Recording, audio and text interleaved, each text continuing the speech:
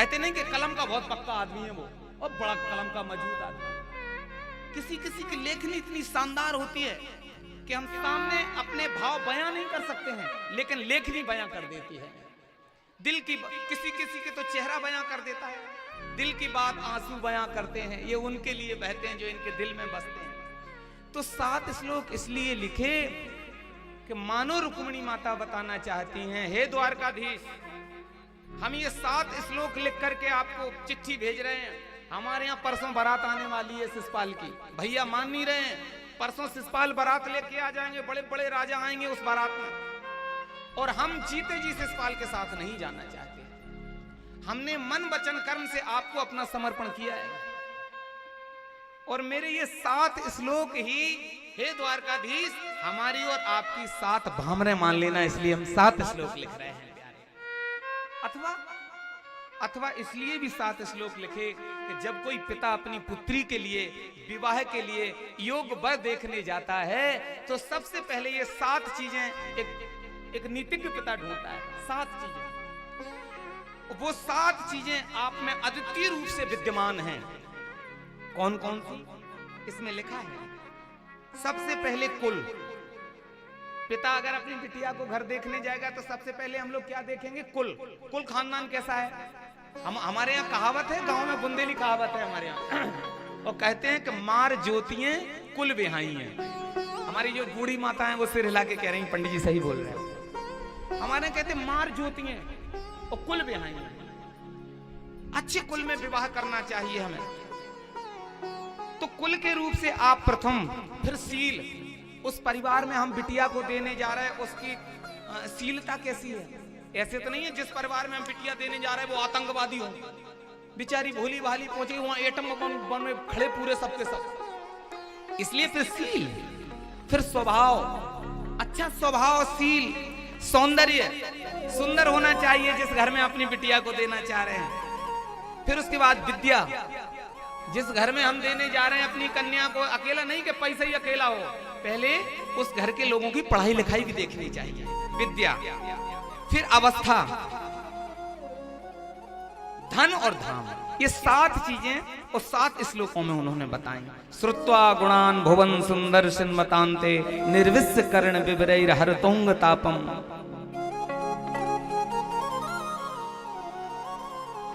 श्रुत्वा गुणान भुवन सुंदर सिन्मतांते निर्विस्य कर्ण विवरैर हरतोंग तापम। रूपम दृशाम दृश्यमता किलेलार्थ लाभम त्वयच्युता विसति चित्रम पत्रपम में। कात्वा मुकुंद महती कुलशील रूप विद्या वयो द्रवण धाम विराट तुल्यम। धीरा पतिम कुलवती न प्रणीत कन्या काले नृसिंह नरलोक मनोभिरा। हे प्रभु, सब प्रकार से आप अद्वितीय हैं। हे प्रभु, अगर आपने मुझे स्वीकार कर लिया तो मैं समझूंगी कि मैंने पूर्व जन्म में बहुत कुछ सुकृत किए होंगे, पुण्य किए होंगे। और यदि आप मुझे लेने नहीं आए तो मैं समझूंगी कि इस जन्म की तो बात छोड़ो, मैंने पूर्व जन्म से ही कलुषित और पाप किए हैं, इसलिए आपने मुझे स्वीकार नहीं किया है। अंत में लिख दिया कि हे द्वारकाधीश, अगर आप मुझे लेने नहीं आए तो ये निश्चित है कि जीते जी इस शरीर को शिषपाल नहीं ले जा पाएगा। और आन धरा दी और कहा कि द्वारकाधीश, अगर इस मरे हुए शरीर को भी शिषपाल ले जाने की चेष्टा करेगा तो हम यही समझेंगे कि किसी सिंह की शिकार को कोई भेड़िया ले चला गया है। जब ऐसा शानदार पत्र लिखा और बता दिया कि हमारे यहाँ जब कन्याओं का विवाह होता है, राजकन्याओं को, तो माता का पूजन करने के लिए हम जाएंगे, उस समय आप आना, हरण करके सारे। भगवान तुरंत, आज भगवान ने उन घोड़ों को जोता, अब भगवान के अवतार के साथ अवतरित होते हैं। इन चारों घोड़ों के नाम बताए। हमेशा भगवान इन घोड़ों को नहीं जोतते हैं। कौन कौन घोड़े, एक घोड़े का नाम, इनके नाम भी बताए, सैब, सुग्रीव, मेघपुष्प, बलाहक। इन सबके अलग अलग रंग हैं। सैब घोड़ा का रंग तोते के समान है, सुग्रीव घोड़े का रंग सोने के समान है, मेघपुष्प घोड़े का रंग काले रंग के समान है, बलाहक घोड़ा जो है सफेद रंग का है। उन घोड़ों को जोता, दारुक सारथी को बिठा लिया और रथ हवा में दौड़ाने लगा। बलराम भैया को पता चला, दारुक सारथी और पंडित जी ने बता दिया कि कुंदनपुर में स्वयंवर हो रहा है, वहां आपके राजकुमार जा रहे हैं। बलराम भैया ने सोचा कि हमारे वंश में बिगर युद्ध के विवाह संपन्न हुआ नहीं, सो मंत्री को इशारा किया कि पीछे से हम भी चलेंगे सेना को लेकर। और भगवान हवा के साथ बातें करते हुए कुंदनपुर पहुंचे। कुंदनपुर पहुंच गए और उसी बाग में खड़े हो गए जिस बाग का जिक्र उन्होंने किया था, और मंदिर के सामने खड़े हो गए। पंडित जी से कहा कि समाचार दे देना। और उधर तैयारियां चल रही हैं रुक्मिणी माता के पूजन की, कात्यायनी माता के पूजन के लिए। सब सखियां पूजन की थाली सजा करके, फूल माला रखकर, धूप दीप नैवेद्य लेकर के मंदिर में जा रही हैं पूजन के लिए। पंडित जी ने कह दिया कि जिसको चिट्ठी भेजी थी वो चिट्ठी जिसको भेजी थी वो आ गए हैं, मंदिर के सामने बगिया में खड़े हैं। समझ गई रुक्मिणी माता के प्रभु आ गए हैं, प्रसन्नता से भरी हैं। लेकिन दुख भी ये भी लग रहा है, डर भी लग रहा है कि शिषपाल के साथ बड़े बड़े अतिरथ वीर आए हैं। शिषपाल को भय है कि कृष्ण कहीं छल ना कर दे। बड़े भारी सैनिक लगा दिए सुरक्षा में, रुक्मिणी की सुरक्षा में। रुक्मिणी माता जा रही माता के पूजन करने के लिए, और जब पूजन करने के लिए जा रही हैं, आइए आज हम लोगों को कथा के माध्यम से ही सही ये मौका तो मिला, तो आइए गीत गा करके हम भी रुक्मिणी माता के उस विवाह गीत में सम्मिलित होते हैं। रुक्मिणी माता सखियों के साथ जा रही हैं कात्यायनी माता के मंदिर में पूजन करने के लिए। हम लोग भी रुक्मिणी माता की उस पूजन यात्रा में सम्मिलित होते हैं। आइए मिलकर के गाते हैं। माताओं बहनों से निवेदन है आप भी गाना, और मन करे तो खूब नाच भी लेना, क्योंकि ये भगवान के विवाह का समय है प्यारे। ओ मुझे अपनी ही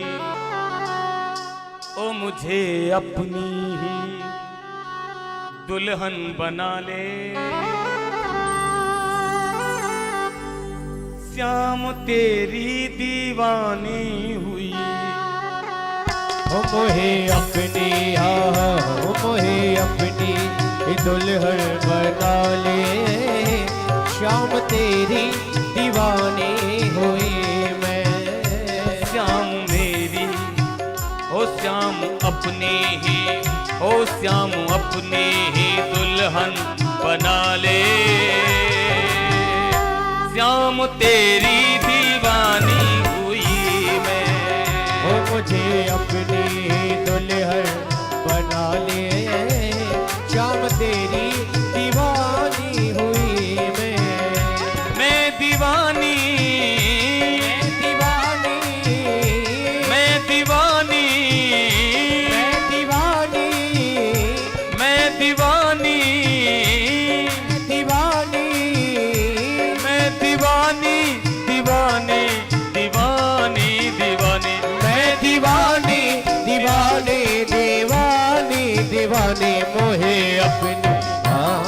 मोहे अपनी दुल्हन बना ले, श्याम तेरी दीवानी हुई मैं। मोहे अपनी दुल्हन बना ले, श्याम तेरी दीवानी हुई मैं।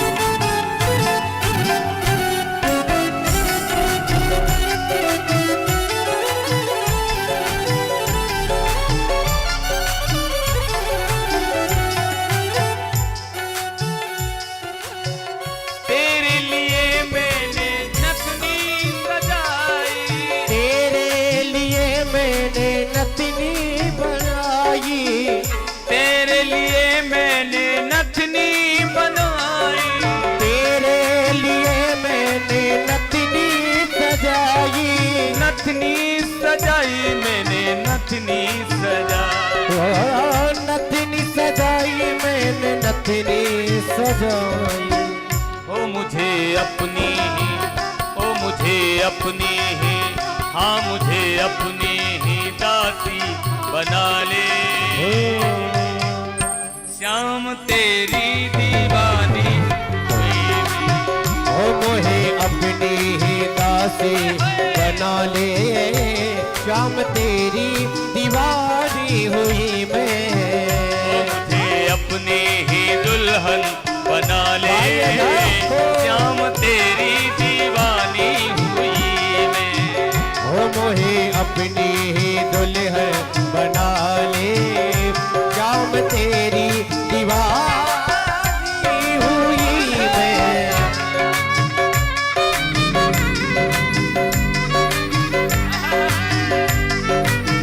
जय हो।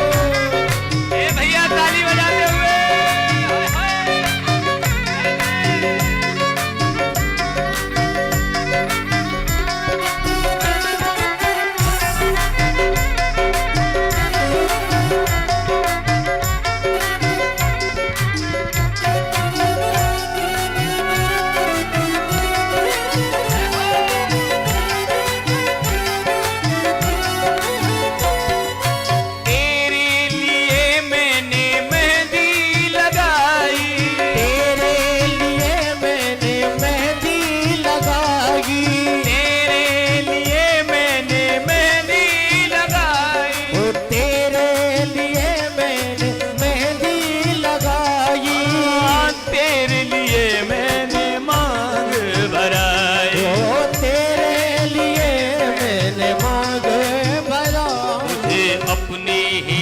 हो मुझे अपनी ही, हो मुझे अपनी ही दासी बना ले।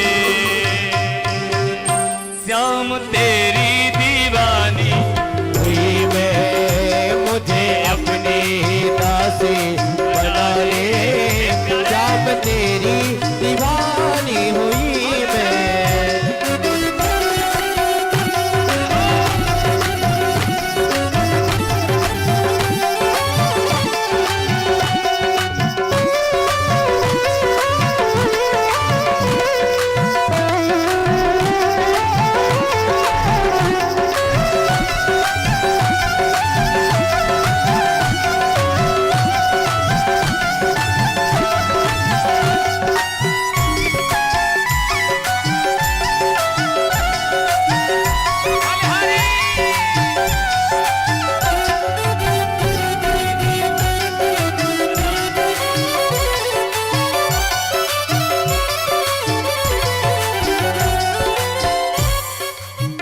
ऐसी ओढ़ी चुनरी जो रंग नाही छूटे, ऐसी ओली चुनरी जो रंग नाई छूटे, ऐसी ओढ़ू चुनरी जो रंग नाही छूटे, ऐसी ओल चुनरी जो रंग नाई छूटे, रंग नाही छूटे सखी रंग नाही छूटे, रंग नाई छूटे सके रंग नाई छूटे।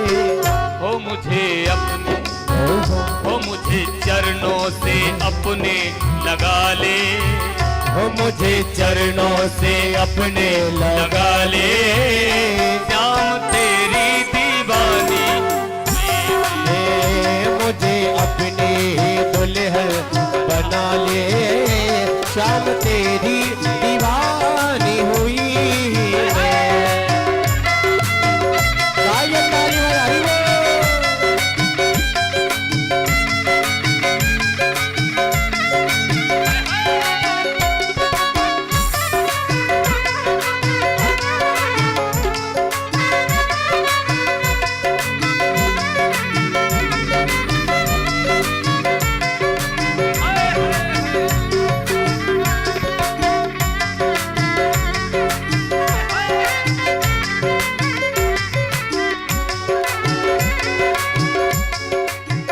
बांध के घुंघरू में उनको रिझाऊंगी, बांध के घुंघरू में उनको रिझाऊंगी, बांध के घुंघरू में उनको रिझाऊंगी, बांध के घुंघरू में उनको रिझाऊंगी, लेके इस तारा में श्याम श्याम गाऊंगी,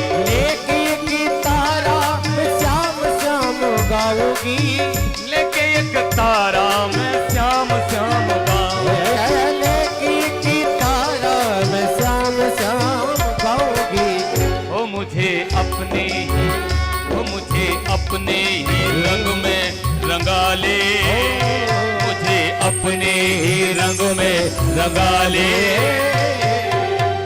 श्याम तेरी दीवानी बनूंगी, ओ मुझे अपने ही रंग में रंगा ले, श्याम तेरी दीवानी हुई मैं दीवानी, मैं दीवानी, मैं दीवानी, मैं दीवानी, मैं दीवानी, दीवानी, मैं दीवानी, दीवानी। ओ मैं दीवानी, दीवानी, मैं दीवानी, दीवानी। ओ मुझे अपने ही, ए मुझे अपने ही, ओ मुझे अपने ही रंग में रंगा ले, श्याम तेरी दीवानी।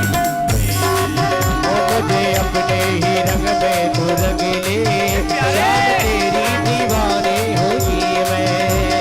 छलिया की रसिया की सजना की सैया की, छलिया की सजना की रसिया की छलिया, छलिया की सजना की रसिया की सजना, छलिया की रसिया की सजना की सैया मैं की। बांके की, मैं बांके की, मैं बांके की बांकी बन गई और बांका बन गया मेरा।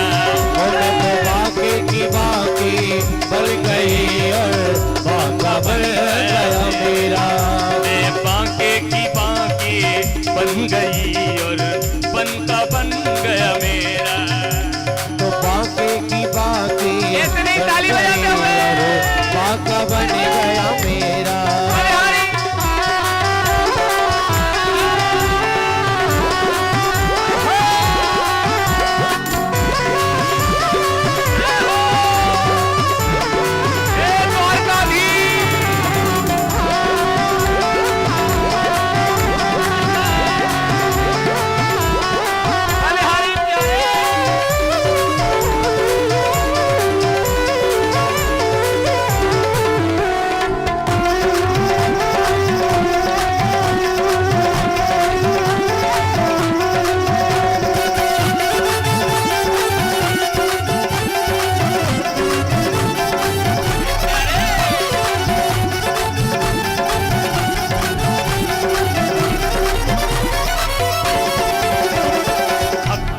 सुरमा में आंख में लगाऊंगी, ओ भक्ति का सुरमा में आंख में लगाऊंगी। दुनिया से नाता तोड़ उनकी हो जाऊंगी, दुनिया से नाता तोड़ उनकी हो जाऊंगी। दुनिया से नाता तोड़ उनकी हो जाऊंगी। ओ दुनिया से नाता तोड़ उनकी हो जाऊंगी। मैं तो सजना की, मैं तो सजना की, मैं तो सजना की सजनी बन गई और सजना बन गया मेरा। ओ मैं तो सजना की सजनी बन गई और सजना बन गया मेरा। मैं तो बांके की बांकी बन गई और बांका बन गया मेरा। ओ मैं तो बाके की बाकी बन गई और बाका बन गया मेरा। बांके की बांकी बन गई और बांका बन गया मेरा।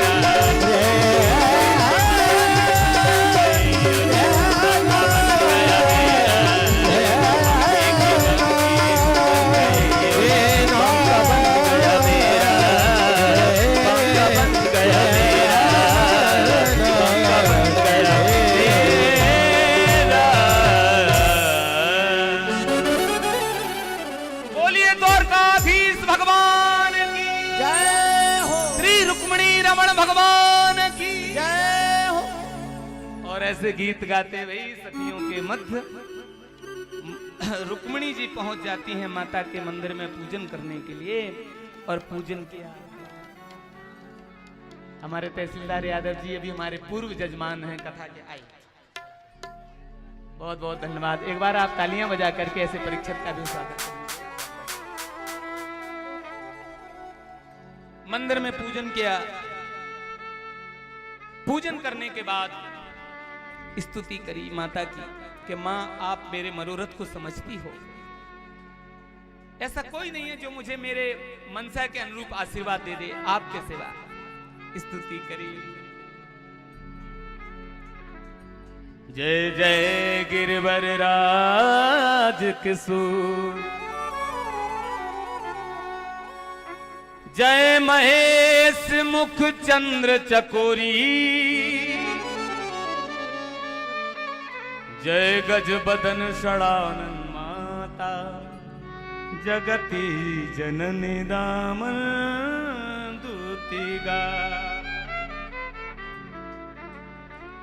मोर मनोरथ जानौनी के, बसहु सदा उर्पुर सबही। और उसी समय जब ऐसी स्तुति करी तो विनय प्रेम बस भई भवानी, हसी माल मूरति मुस्कान।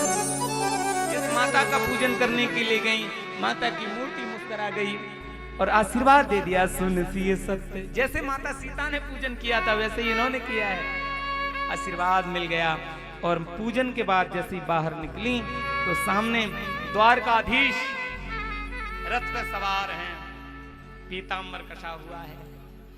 आज द्वारकाधीश को जैसे ही निहारा ना, जितनी सखियों ने देखा, जितने ग्रामवासियों ने देखा, जितने सिपाही तक गए थे, वो सब द्वारकाधीश को निहार करके सब कहने लगे, वाह, मेरी किशोरी जी का विवाह तो इन राजकुमार के साथ होना चाहिए। प्यारे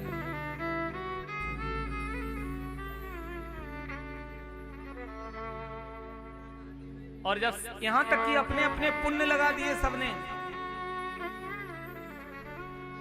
हमने जीवन में कुछ पुण्य किया हो तो उसका फल ये मिल जाए कि हमारी इन राजकुमारी का विवाह शिशुपाल के साथ न हो करके इन राजकुमार के साथ हो जाए।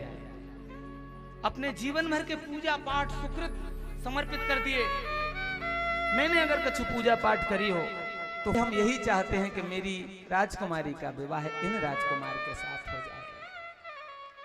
जब सबने अपने अपने सुकृत अर्पित किए और भगवान धीरे धीरे रथ को आगे बढ़ाए, इधर से ये आगे जाने लगे। अरे वाह, जो सिपाही सुरक्षा में गए थे मानो वही कहने लगे, वाह अपनी किशोरी कहाँ है? तब कहा, अरे अरे वो तो वही ले।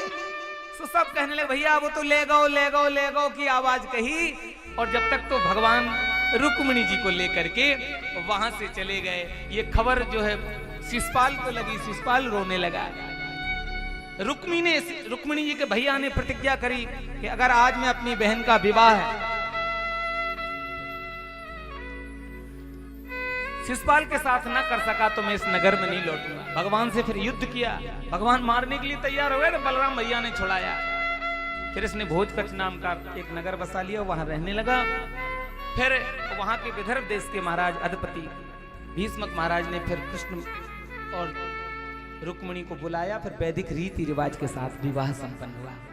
इस प्रकार से भगवान का ये पहला विवाह संपन्न हुआ। प्यारे, दूसरा विवाह समय बिल्कुल कम है। अब सुदामा चरित्र सुना ना हम लोगों को, तो जाम्बती, तीसरा सत्यभामा के साथ, चौथा कालिंद्री के साथ, पांचवा विवाह मित्रविंदा से हुआ, छठवां विवाह सत्या के साथ हुआ, सातवां भद्रा के साथ हुआ, आठवां लक्ष्मणा के साथ हुआ। इस तरह से फिर एक भौमासुर था, पृथ्वी का बेटा, उसने 16,100 राजकन्याओं को कैद कर रखा था। विचार कर रहा था कि मैं 20,000 कन्याओं को कैद कर लूंगा, इकट्ठा विवाह करूंगा। भगवान को जब ये पता चला, सत्यभामा को लेकर, ये बड़ा भारी तांत्रिक राजा था, ये पृथ्वी का बेटा था, और बंगाल में रहता था, बंगाल की खाड़ी जादू टोना जानता था, प्राग ज्योतिष नगर में। भगवान ने जाकर के पूरे जादू टोना को काट दिया इसने, और इसको ललकार दिया। ललकार क्या दिया? इसको युद्ध में धराशायी कर दिया, समाप्त कर दिया, और उन राजकन्याओं को कैद मुक्त किया। जेल खाने से बाहर किया तो बेचारी कन्याएं नीचे निगाह करके खड़ी हो गई। भगवान ने सोच नहीं होंगी कि अब ना तो हमारे घर वाले हमें स्वीकार करेंगे और ना कोई राजकुमार हमसे विवाह करेगा। तो ऐसी स्थिति में या तो ये कन्या गलत रास्ते पर चली जाएंगी अथवा फिर कुएं में गिर के मर जाएंगी। तब भगवान ने सोचा कि इन्हें भी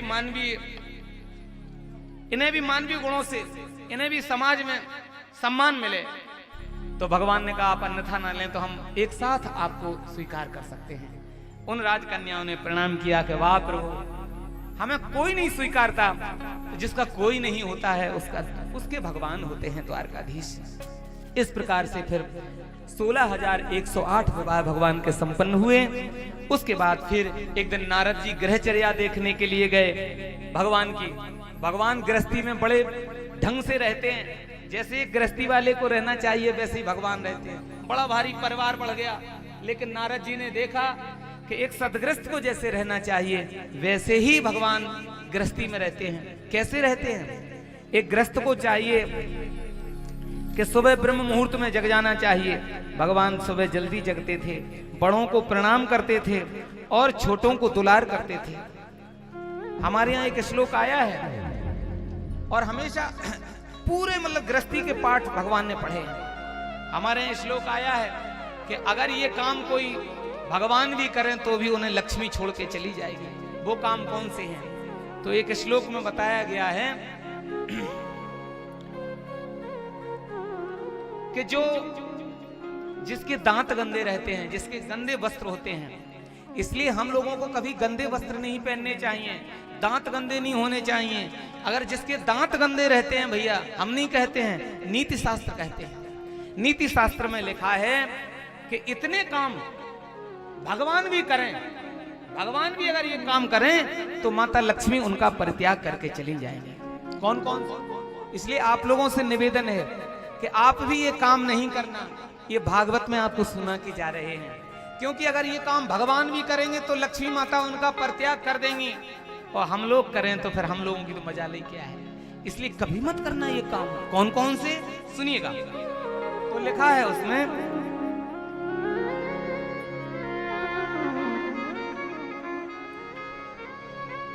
कुचैलनम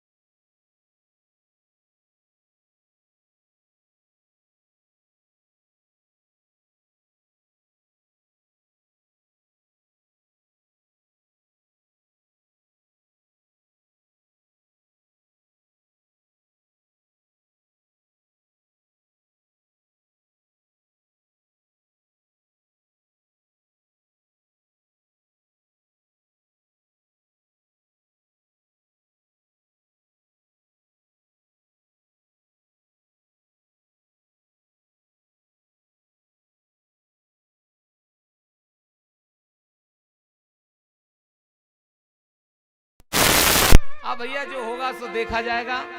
घी के मालपुआ हैं, मिले ना मिले, आज तो बढ़िया चलने दो चकाचक। इसलिए पेट से ऊपर कभी नहीं खाना है, और जो खाते हैं और निष्ठुर भाषण बोलते हैं, हमेशा अपनी वाणी से मीठे बोलो, हमेशा अपनी वाणी से दूसरों का दिल जीतने वाले शब्द बोलो, दूसरों को प्रसन्न करने वाले शब्द बोलो। यार भाई मेरे, इस वाणी को भगवान ने दिया है तो इस वाणी से ऐसा बोलो कि दूसरे प्रसन्न हो जाएं, दूसरे को सुख मिले।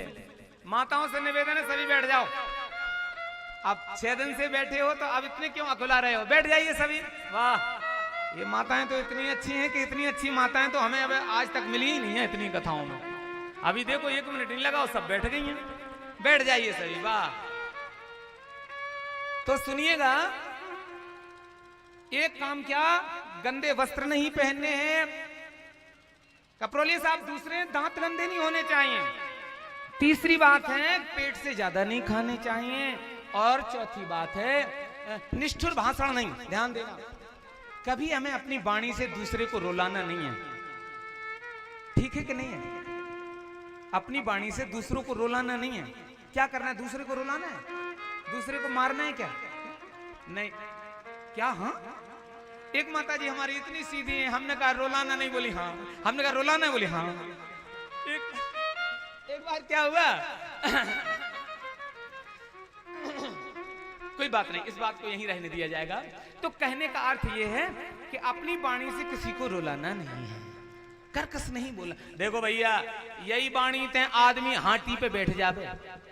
यही वाणी अच्छी बोली जाए तो आदमी हाथी पे बैठ जावे, और जय वाणी से जब खराब बोलो तो हाथी से कुचलवा दिया जावे। कुछ चल जाता है कि नहीं? इसलिए वाणी से अच्छे बोलना। मेरे भाई बहनों, देखो एक बात बताएं, जब ब्रह्मा जी ने हमारे शरीर की संरचना की, शरीर की संरचना करी, अब क्या करें? हमारे तो संग वाले ही बड़े महान होते हैं लोग बात। हम आपको शांत करते रहेंगे, वो कह रहे उनको शांत करो, हम शांत रहें तब तो शरीर की संरचना में इस शरीर को बनाया तो जिह्वा में हड्डी नहीं डाली।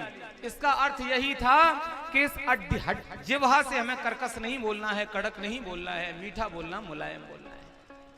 इसके बाद सूर्योदय के समय नहीं सोना है, सूर्यास्त के समय नहीं सोना है। ऐसे काम हम लोगों को कभी नहीं करना है। इसके बाद फिर जाकर के सीधे भगवान ने एक दीन दयाल पे कृपा की है, एक दीन पे कृपा की। ए भैया, एक दीन पर कृपा की है।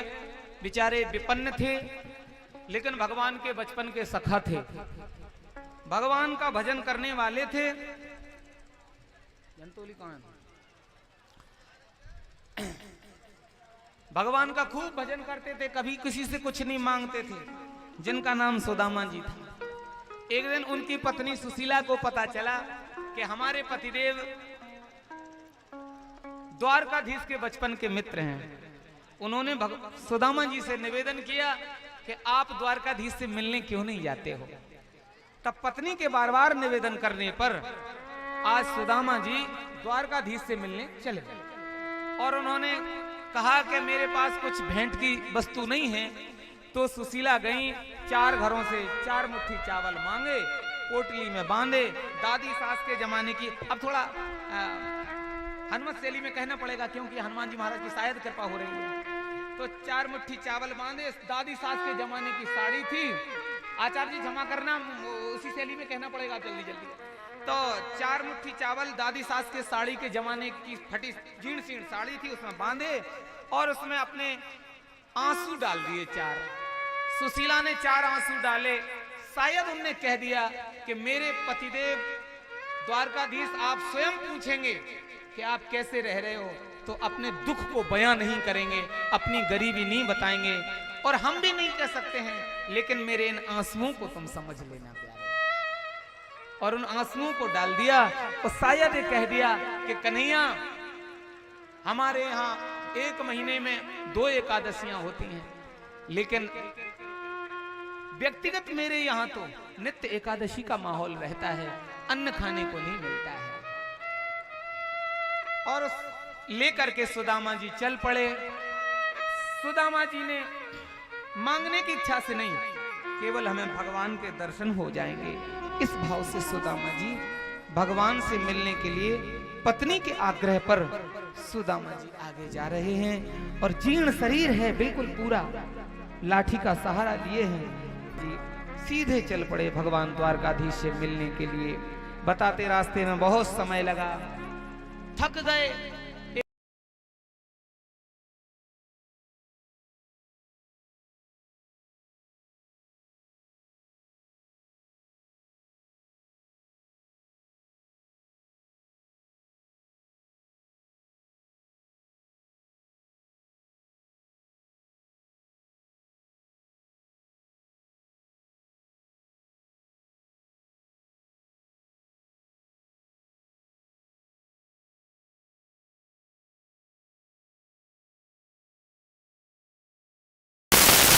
सबरी के यहाँ जाकर के जूठे बेर खा सकता है, विदुरानी के केलों के छिलके खा सकते हो, तो क्या हमें अपने घर बुला के अपने दर्शन नहीं करा सकते हो?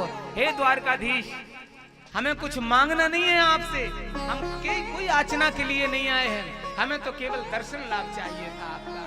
और आप हो कि हम चलते चलते थक रहे हैं, और आप हो कि आप मिलने का नाम नहीं ले रहे हो। हे द्वारकाधीश, तुम मेरे बचपन के मित्र हो, आज मुझे तुमसे शिकायत है। क्या मैं उतना भी नहीं हूं? क्या मैं उन लोगों जितना भी नहीं हूं? उनके यहाँ दौड़े दौड़े चले गए, और मैं अपने घर बार को छोड़ के तुमसे मिलने आया हूं, और तुम हो कि मिलने का नाम नहीं ले रहे हो।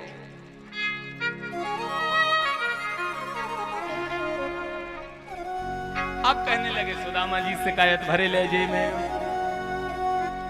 कन्हैया तुम्हें एक नजर देखना, कन्हैया तुम्हें एक नजर देखना है, संवरिया तुम्हें एक नजर देखना है, कन्हैया तुम्हें एक नजर देखना है। जिधर तुम छुपे जिधर तुम छुपे हो उधर देखना है, संवरिया तुम्हें एक नजर देखना, ओ कन्हैया तुम्हें एक नजर देखना है। अब शिकायत करी सुदामा जी ने, विदुर भीलनी घर तुमने देखे, विदुर भीलनी के घर तुमने देखे, विदुर भीलनी घर तुमने देखे, विदुर भीलनी के घर तुमने देखे, तो तुमको हमारा भी तो तुमको हमारा भी ये घर देखना है, कन्हैया तुम्हें एक नजर देखना, कन्हैया तुम्हें एक नजर देखना है।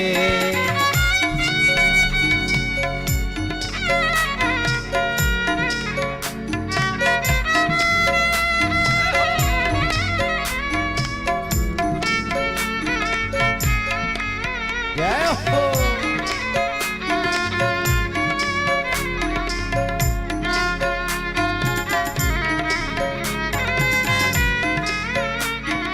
बोलिए हनुमान जी महाराज की। जय हो प्यारे।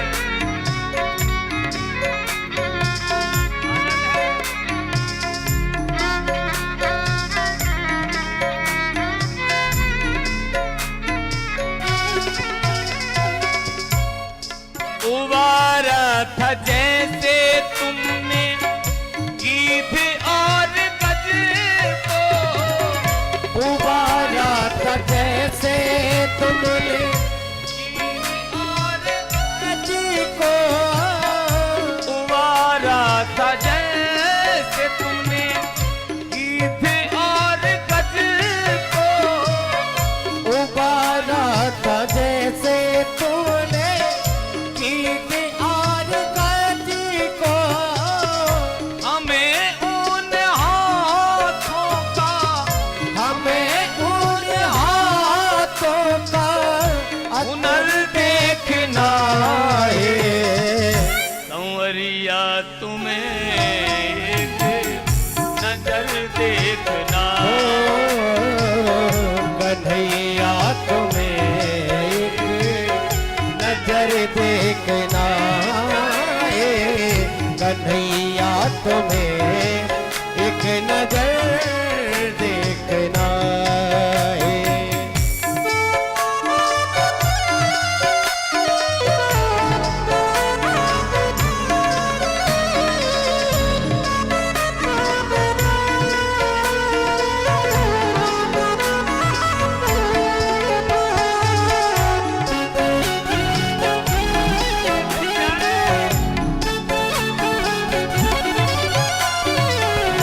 टपकते हैं दग बिन तुमसे ये कहकर, टपकते हैं त्रेगे बिंदु तुमसे ये कहकर, टपकते हैं दग देखो तुमसे ये कहकर, टपकते हैं त्रेगे बिंदु तुमसे ये कहकर, हमें उनकी उल्फत में, हमें उनकी उल्फत लिखना है। कन्हैया तुम्हें एक नजर देखना है। कन्हैया तुम्हें एक नजर देखना है। कन्हैया तुम्हें नजर देखना है। कन्हैया तुम्हें एक नजर देखना है।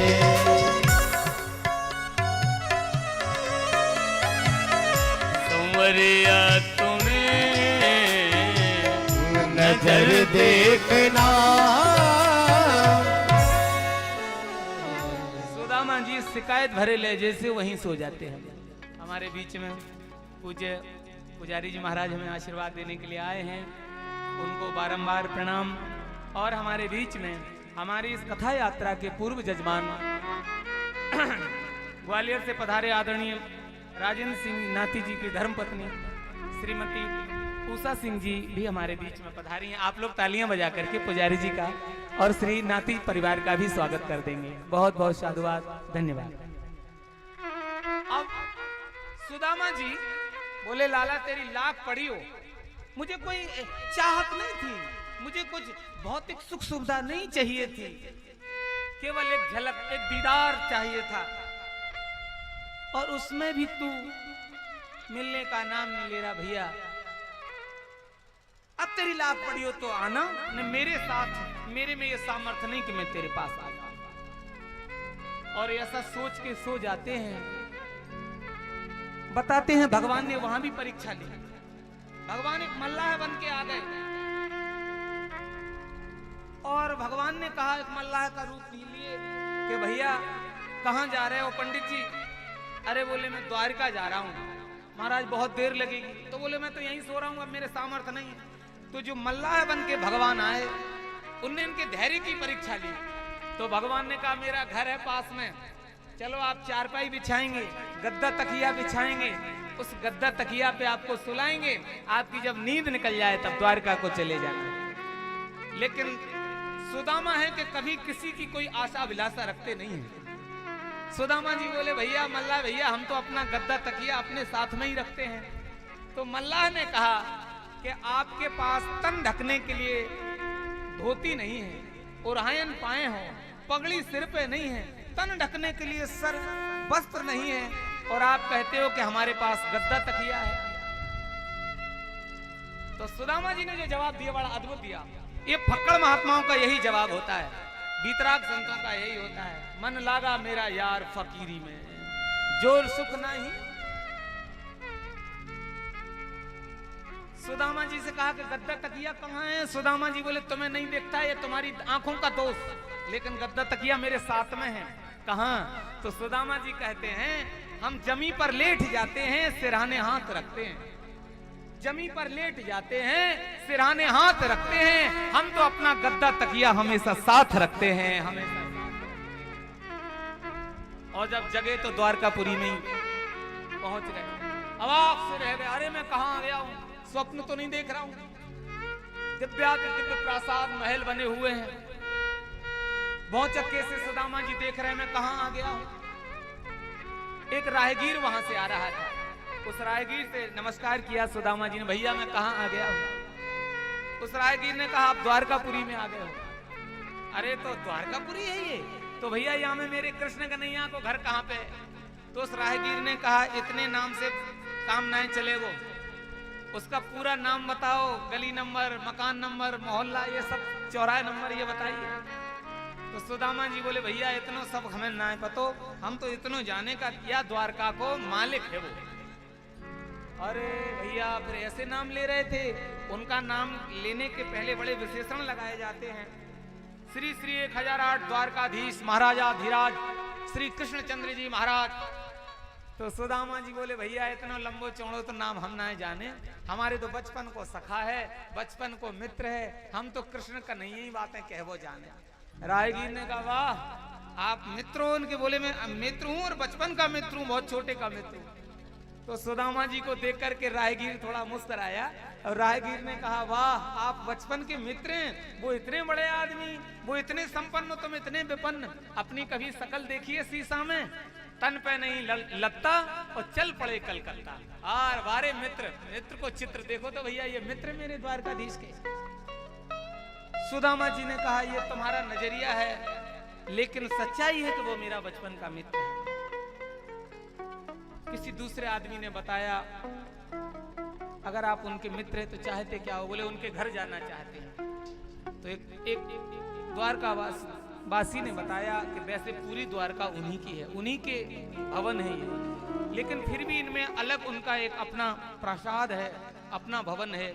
यहाँ से जाओ अगले चौराहे पे दिव्य महल बने होंगे, उसमें आप प्रवेश कर जाना, ब्राह्मणों के लिए कोई रोक टोक नहीं है।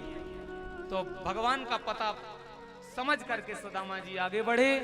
आगे जैसे ही उन महलों में भी एक दिव्य महल दिखाई दिया, सुदामा जी प्रवेश करने लगे। तो भागवत में तो यही लिखा कि सीधे प्रवेश कर गए, सीधा प्रवेश किया और भगवान से मिले। लेकिन प्रसिद्ध है श्री नरोत्तम दास जी महाराज अपने साहित्य में वर्णन करते हैं कि द्वारपालों से मिले और द्वारपालों से उन्होंने कहा भैया मैं द्वारका के राजा आपके मालिक श्री कृष्ण का मित्र हूँ, उनसे मिलने के लिए आया हूँ, अगर आप कृपा करें तो हमें हमारा संदेश उनको दे दीजिएगा, हमें उनसे मिलना है, उनसे दर्शन करने हैं। ऐसी भगवान के द्वारपाल ने देखा, और भगवान के द्वारपाल तो साक्षात जय विजय हैं, ब्राह्मणों का बहुत सम्मान है। तो द्वारपाल ने कहा देखो महाराज वैसे तो आप जैसे विभूतियों के लिए कोई रोक टोक नहीं है, कोई नियम कानून नहीं है, कभी भी जाएं भगवान से मिलें, लेकिन इस समय कहे कि पूरा परिचय बताओ, क्या नाम